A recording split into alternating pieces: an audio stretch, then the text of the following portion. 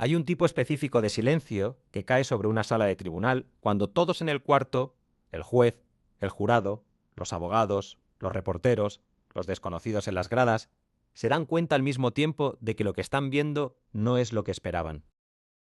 Ese silencio cayó cuando la fiscalía reprodujo el video de seguridad. No el disparo, no el momento en que se jaló el gatillo. Lo que la cámara capturó después del disparo, en los 10 minutos antes de que alguien pidiera ayuda, fue lo que vació la sala de sonido.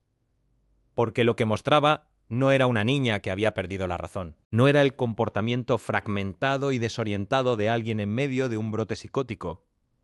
Era algo mucho más difícil de explicar, mucho más difícil de olvidar.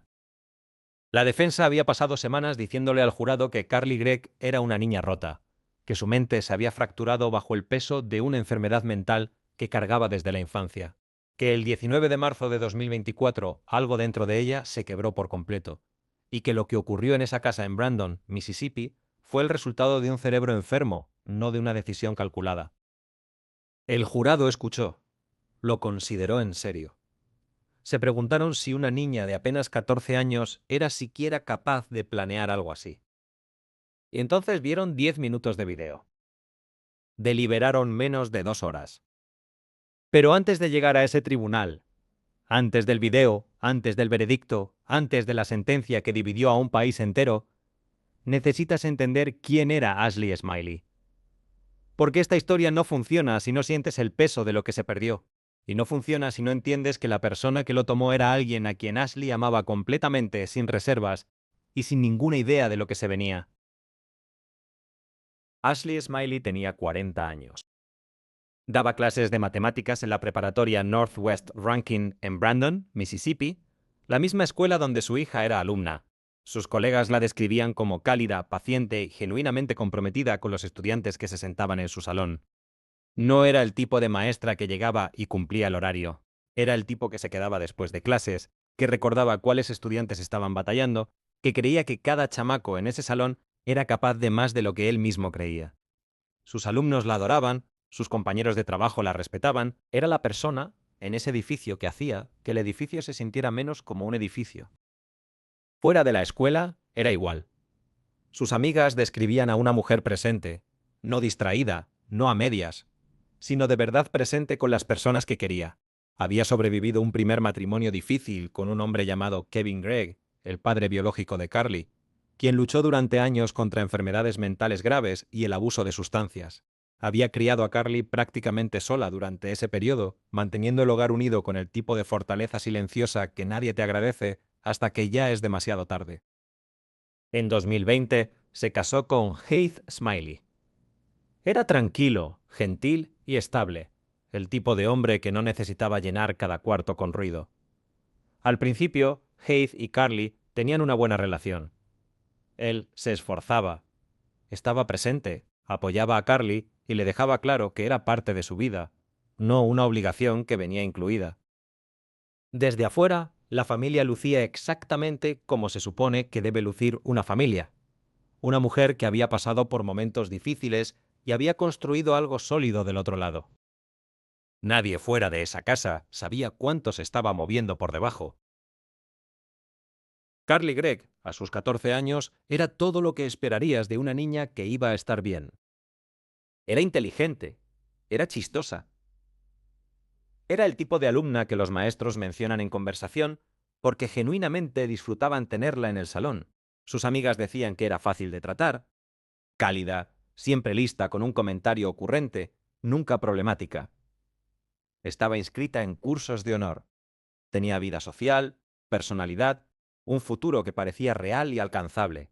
Si la hubieras cruzado en el pasillo de Northwest Rankin, no te habrías detenido a verla 2 veces. Pero para principios de 2024, algo había cambiado de una manera que las personas más cercanas a ella podían sentir, pero no nombrar.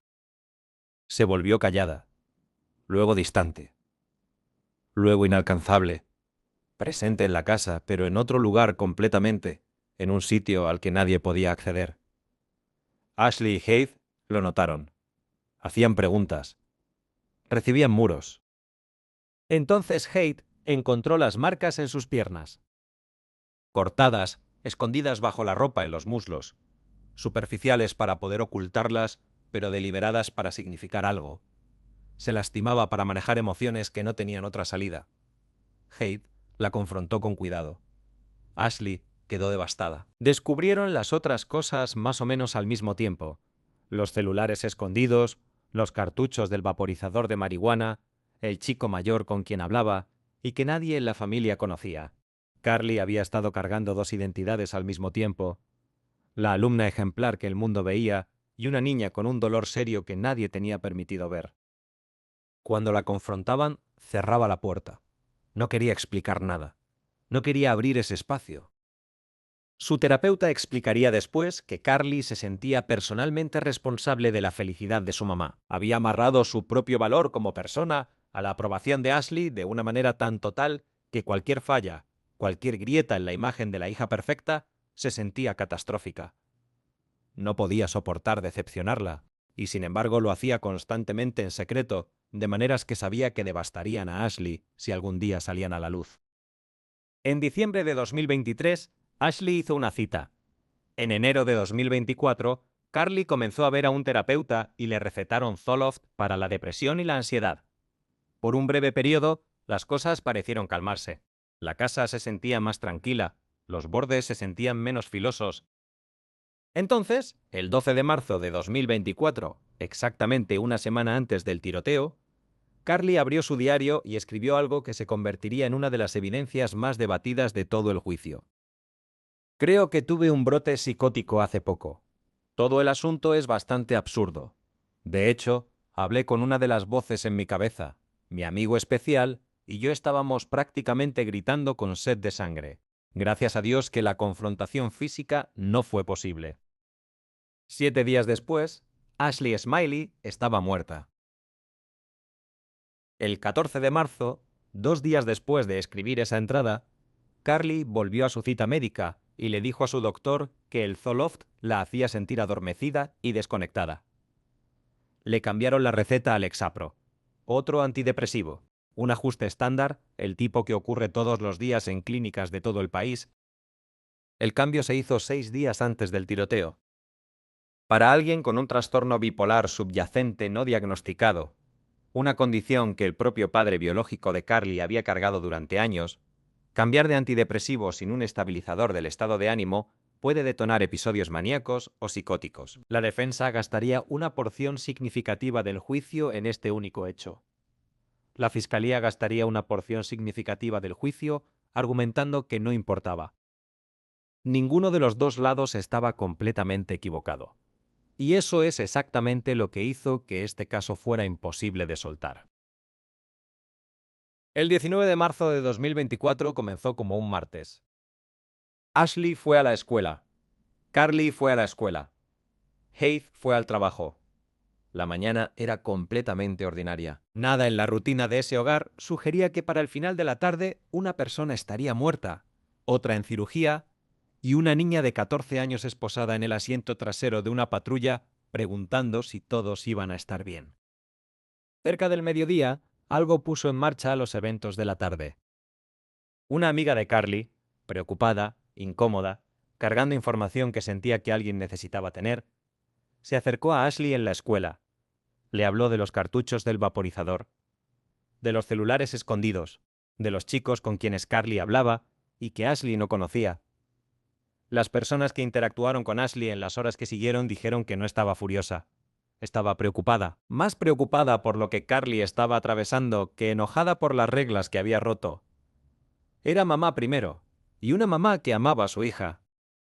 La jornada escolar terminó. Ashley y Carly manejaron juntas a casa.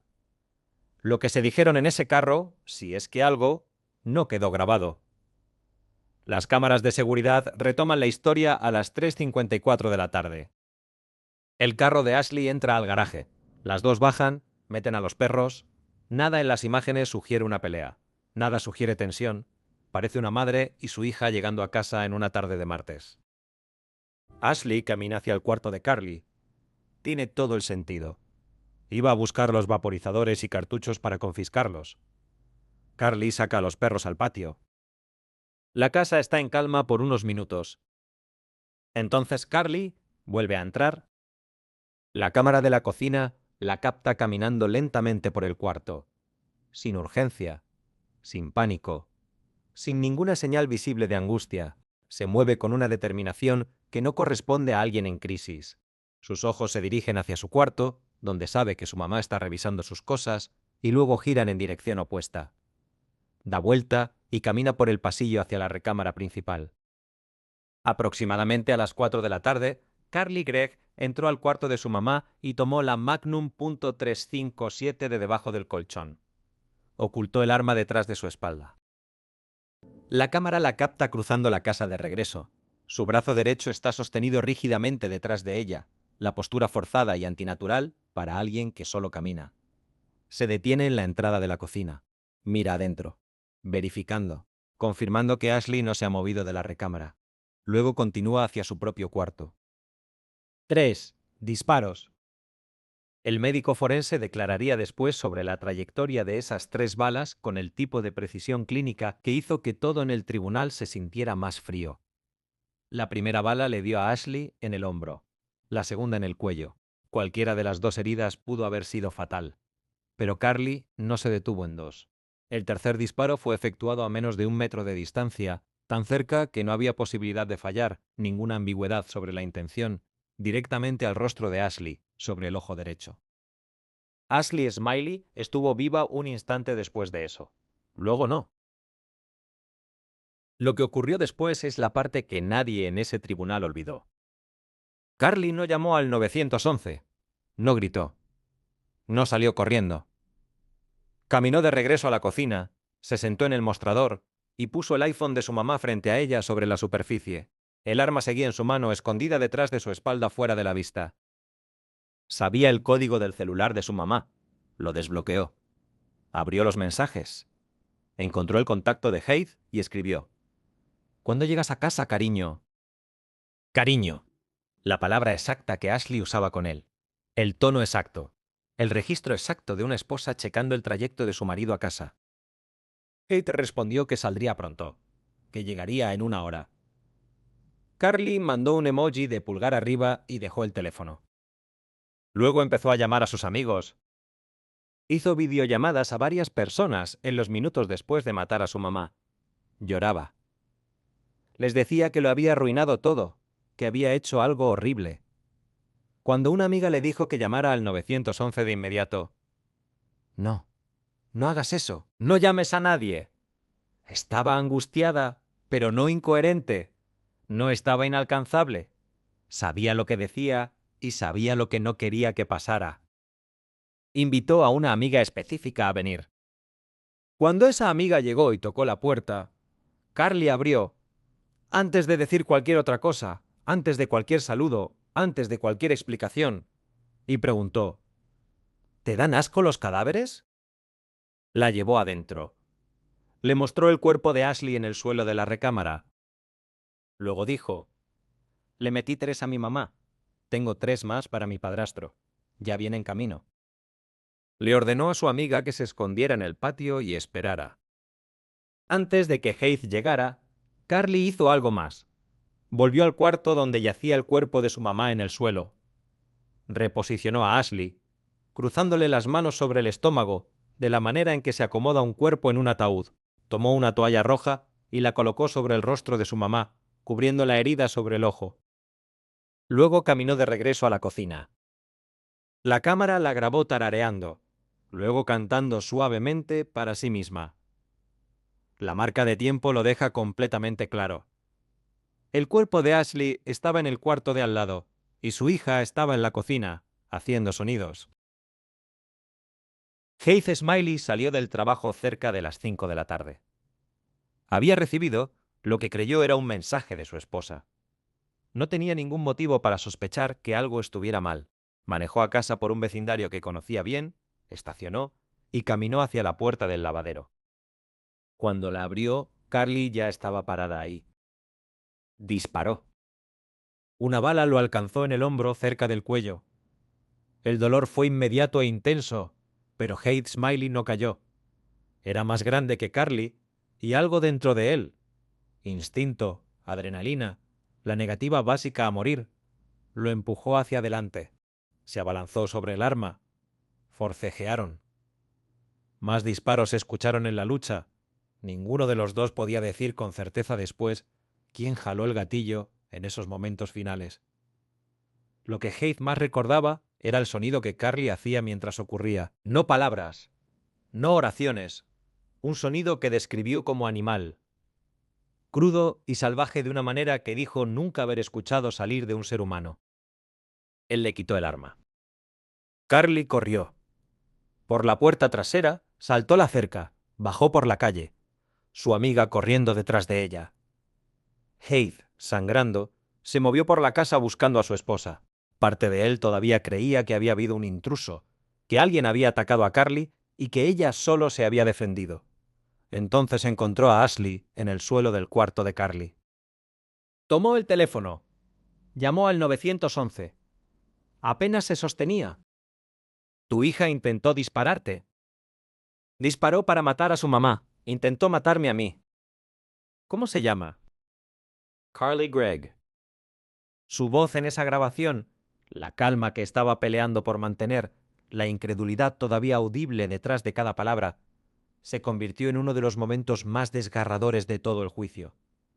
No por lo que dijo, sino por lo que era obvio detrás de cada oración. Era un hombre que había llegado del trabajo en una tarde de martes y encontró toda su vida destruida en el transcurso de 90 segundos. La policía encontró a Carly a varias cuadras de distancia, cerca de una zanja. Se veía pequeña, desorientada. Le preguntó al oficial si todos estaban bien, si iban a sobrevivir. Tenía 14 años. La esposaron y la pusieron en el asiento trasero de una patrulla. El caso que siguió dividió a todos los que lo siguieron en dos bandos que no podían escucharse del todo. Los fiscales la acusaron como adulta, homicidio en primer grado, intento de asesinato, alteración de evidencia. En Mississippi, el homicidio en primer grado solo tiene dos sentencias posibles: cadena perpetua, con o sin posibilidad de libertad condicional. La pena de muerte no estaba disponible para un menor de edad. Antes del juicio, la fiscalía ofreció un trato: declararse culpable a cambio de una recomendación de 40 años. Saldría a los 54. No era misericordia, era matemática, pero era un número. Era una puerta. Carly lo rechazó. A los 14 años, miró una oferta de 40 años y dijo que no. Sus abogados apoyaron la decisión, confiando en la defensa de salud mental que habían construido. Durante los 6 meses previos al juicio, Carly estuvo en confinamiento solitario, 23 a 24 horas al día sola en una celda, sin contacto con otros reclusos, interacción limitada con los guardias, visitas solo de sus abogados. La defensa argumentó sin descanso que esto estaba causando daño psicológico irreparable a una niña que ya era frágil. El juez reconoció la preocupación y no cambió nada. No había, dijo, ninguna alternativa legal. El juicio comenzó con dos versiones completamente irreconciliables de la misma niña. La defensa presentó a Carly como una niña que había nacido genéticamente cargada con una enfermedad mental seria. Su padre biológico, Kevin Gregg, sufría de esquizofrenia y trastorno bipolar, condiciones hereditarias. Se reportaba que Carly había escuchado voces desde los 9 años. Había estado autolesionándose durante meses. Había escrito en su propio diario sobre experiencias psicóticas y voces que le hablaban. Y 6 días antes del tiroteo, le habían cambiado el medicamento de una manera que, para alguien con trastorno bipolar no diagnosticado, podía encender químicamente un episodio maníaco o psicótico. El argumento de la defensa era directo. Carly no sabía lo que hacía. No podía distinguir las voces en su cabeza de la realidad. No estaba legalmente cuerda el 19 de marzo, y mandar a una niña enferma mental a prisión de por vida no era justicia. Era un fracaso disfrazado de ella. La fiscalía desmanteló ese argumento pieza por pieza. Señalaron el video de las cámaras. No el tiroteo, lo que vino después. Le mostraron al jurado la secuencia en detalle. Los 10 minutos de espera antes de llamar a alguien. La recuperación deliberada del arma antes de la confrontación. La verificación en la entrada de la cocina para confirmar la posición de Ashley. El mensaje enviado desde el celular de su mamá usando el término exacto de cariño de su mamá. La declaración explícita a una amiga: tengo 3 más para mi padrastro. El reposicionamiento del cuerpo. El canto. Le pidieron al jurado que considerara cómo se ve un verdadero brote psicótico. La confusión, la desorientación, la incapacidad de ejecutar un plan de múltiples pasos. Y luego volvieran a ver el video. Cada acción individual que Carly tomó en esos 10 minutos requirió pensamiento claro, requirió memoria, requirió comprensión de las consecuencias. Incluso su terapeuta, la que la había estado viendo durante meses, declaró que Carly nunca había mostrado ni una sola señal de psicosis o ideación violenta en ninguna de sus sesiones. La entrada del diario fue debatida desde ambas direcciones. La defensa dijo que era prueba de un sufrimiento real. Una niña documentando su propio deterioro mental con una autoconciencia aterradora. La fiscalía dijo que era un ensayo.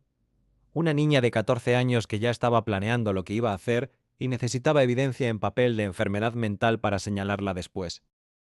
El jurado deliberó menos de 2 horas. Culpable de homicidio en primer grado. Culpable de intento de asesinato. Culpable de alteración de evidencia. El veredicto fue unánime. En la fase de sentencia, el jurado eligió la opción más severa a su disposición: cadena perpetua sin posibilidad de libertad condicional. En ambos cargos. Carly Gregg tenía 15 años cuando la sentencia fue leída en voz alta. Lloró mientras la sacaban del tribunal. Hasta que cumpla 18, permanecerá en un centro de detención juvenil en Pearl, Mississippi. En su 18º cumpleaños, será trasladada a la Instalación Correccional Central de Mississippi, una prisión de adultos de máxima seguridad, donde pasará cada año que le quede de vida. La defensa presentó una apelación inmediata, argumentando que evidencia crítica de salud mental había sido excluida incorrectamente y que una niña con enfermedad psiquiátrica diagnosticada y documentada nunca debió haber sido juzgada como adulta. El juez negó la moción para un nuevo juicio. Heath Smiley está vivo. Llega a casa todos los días, a una casa donde mataron a su esposa. Carga una cicatriz y una pérdida que no puede medirse ni nombrarse. Kevin Gregg, el padre biológico de Carly, le dijo a los reporteros después del veredicto que el sistema le falló a su hija años antes del 19 de marzo, que una niña con una enfermedad mental visible, hereditaria y documentada nunca recibió lo que realmente necesitaba, que para cuando alguien lo tomó lo suficientemente en serio, ya era demasiado tarde. Los alumnos de Ashley Smiley volvieron a la escuela. Se sentaron en un salón donde ella nunca volvería a enseñar. Esto es lo que este caso no te va a permitir hacer. No te va a dejar sentirte tranquilo con nada de esto. Si crees que Carly estaba completamente consciente y calculando, te enfrentas al hecho de que tenía 14 años. Era hija de un hombre con una enfermedad mental severa. Se había estado autolesionando durante meses. Estaba tomando un medicamento psiquiátrico que acababan de cambiar, y que cada adulto en su vida, padres, escuela, médicos, terapeutas, vio las señales de alerta y no pudo adelantarse a ellas a tiempo. Si crees que estaba genuinamente en un brote psicótico, te enfrentas a 10 minutos de video de seguridad que muestra una toma de decisiones deliberada, coherente y secuencial que es extraordinariamente difícil de reconciliar con una mente que ha perdido contacto con la realidad. Las dos cosas te presionan al mismo tiempo. Ashley Smiley era una mamá que amaba a su hija. Murió en la recámara de la niña que crió durante 14 años a manos de esa niña a menos de 1 metro de distancia. Merecía envejecer. Merecía ver a sus hijas convertirse en adultas. Merecía cada tarde ordinaria de martes que nunca va a tener. Y en algún lugar de una prisión de máxima seguridad en Mississippi, una niña que tenía 14 años cuando esto ocurrió va a cumplir 18, luego 25, luego 40, luego 60. Va a morir ahí. El jurado tardó menos de 2 horas. Pero tú sigues pensando en esto. Eso no es un accidente. Ese es el peso de un caso que no tiene una respuesta limpia, solo los escombros de personas que merecían algo mejor de lo que les tocó. Si este caso te llegó al fondo, dímelo en los comentarios. Dime qué crees que pasó en esa casa. Dime si crees que se hizo justicia o si el sistema les falló a todos en esta historia mucho antes de que llegara el 19 de marzo. Leo cada comentario. Suscríbete, porque el siguiente caso ya te está esperando y va a pegar igual de duro.